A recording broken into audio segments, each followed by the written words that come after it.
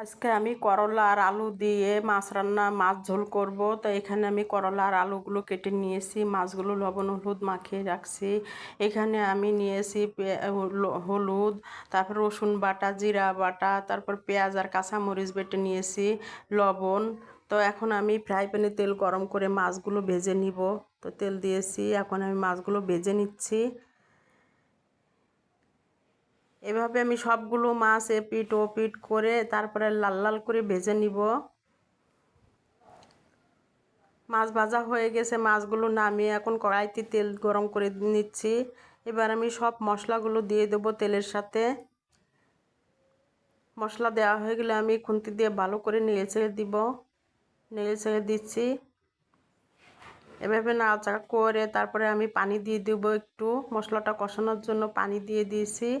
এবার আমি এবার আমি আলু আর করলাগুলো ঢেলে দিয়েছি রান্না করার জন্য, দিয়ে আমি খুন্তি দিয়ে ভালো করে নেড়ে ছেড়ে দিচ্ছি।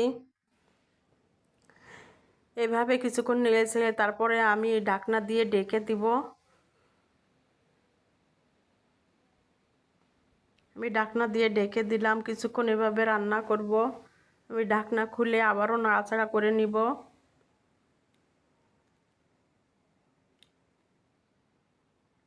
এভাবে নাড়াচাড়া করে তারপরে আমি আবার জলের পানি দিয়ে দিব।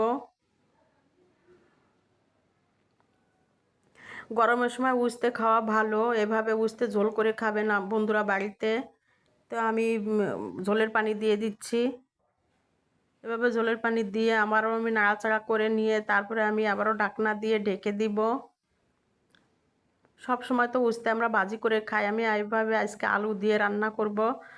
তো আমার তরকারি রান্নাটা প্রায় শেষ হয়ে আসছে। তো আমি মাছ আগে থেকে ভেজে রাখা মাছগুলো দিয়ে দিচ্ছি।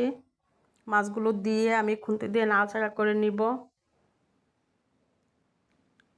আর একটু রান্না করব, তারপর আমি তরকারিটা নামিয়ে রাখবো। তো আমার রান্না করা শেষ হয়ে গেছে। বন্ধুরা দেখেন আমার রান্নাটা কেমন কেমন হয়েছে, আপনারা কমেন্টে বলে যাবেন প্লিজ।